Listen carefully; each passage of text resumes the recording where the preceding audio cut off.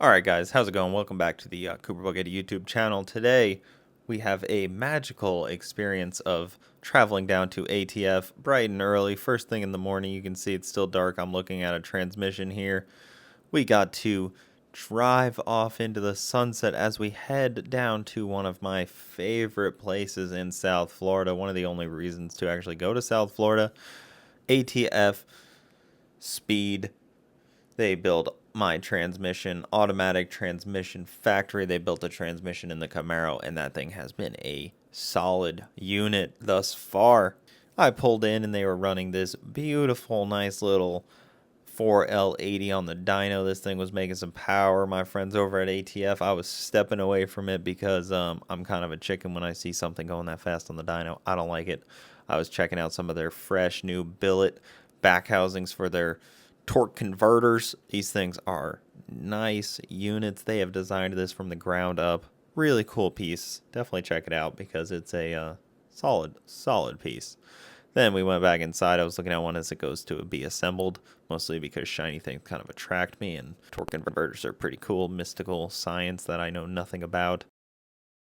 Then I got to check out a nice Turbo 400, look around, see what they got. Then I popped in and they were opening up my torque converter, and you can see I damaged that thing. You can see a couple fins are ruined. I pushed a bearing into it and ruined the bearing.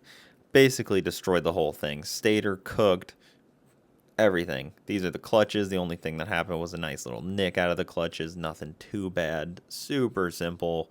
Just one fresh clutch. None of the other ones were burnt. The band, perfect. Still like brand new. We've never replaced these in the 3 years of racing. We checked over the pump. The pump seemed fine. Then we proceeded to, I got distracted by some more transmissions and stuff. I get easily distracted. I was hanging out in the waiting room, got to see some of Jason's winnings. The guy has accomplished quite a few things. Quite a few things, that's for sure. Look at all these trophies. I got like 3 trophies. Got to meet a dog. Always good when you get to meet a dog.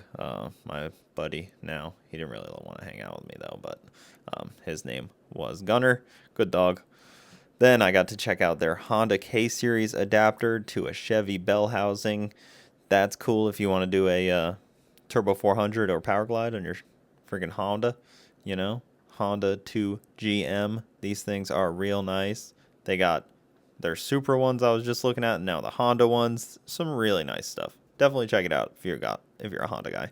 Then they finally put my trans back together after about, I feel like I was only there for like 20 minutes. So they really cooked through it for me. I got distracted again by some more shiny stuff, motor plates and all kinds of good stuff. Look at those things.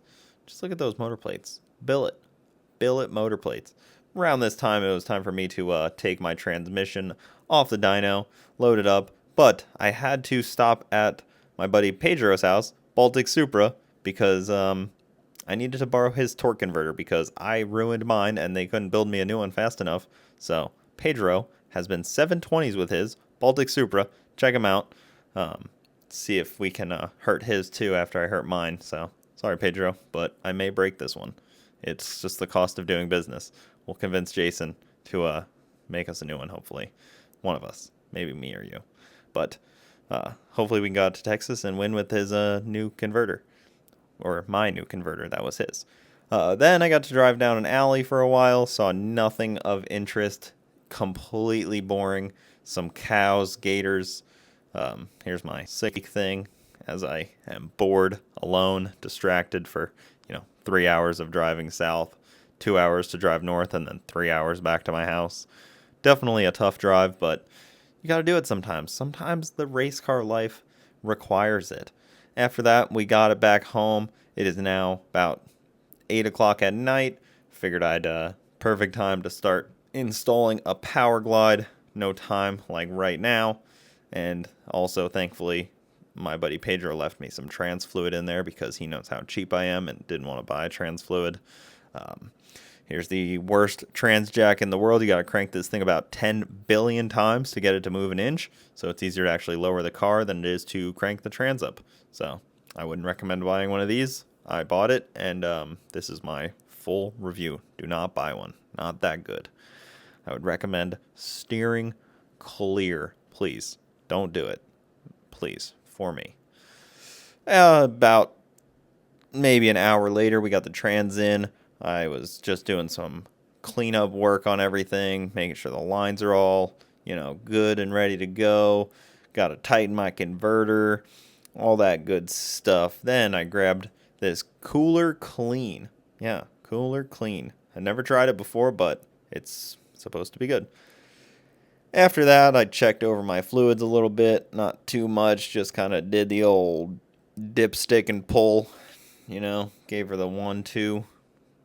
And we kind of just moved on from there. So now it's time to test the trans brake, and let's see if we can get the trans brake to work here. After filling more fluid into the transmission and hanging out with my chickens because they love when the shop doors open, and Bowser also and annoy me, we finally got it up on the trans brake. And guess what? It didn't work. So here you go. Listen to the trans brake. It didn't work.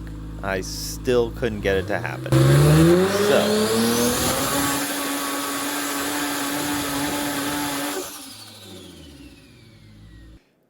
shortly after that, my boy Alpha was remoted in. He was playing on the keys. I was playing with the buttons and watching him play on the keys. I had the laptop away from me, so I didn't have any impulse to look at it or touch it.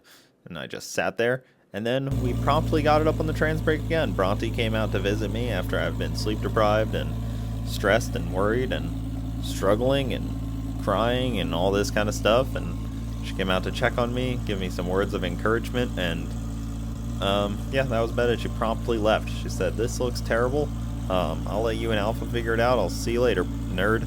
And she was gone. So after that, I proceeded to try the trans brake another 55, maybe 60 times. None of them successful. Here's what we're dealing with. It gets up there and it just kind of like surges and flatlines and does all kinds of weird things. And I promptly, want to just disappear at this point because I have to leave for TX2k at the same time as you're watching this video, and I probably haven't left yet. So good deal.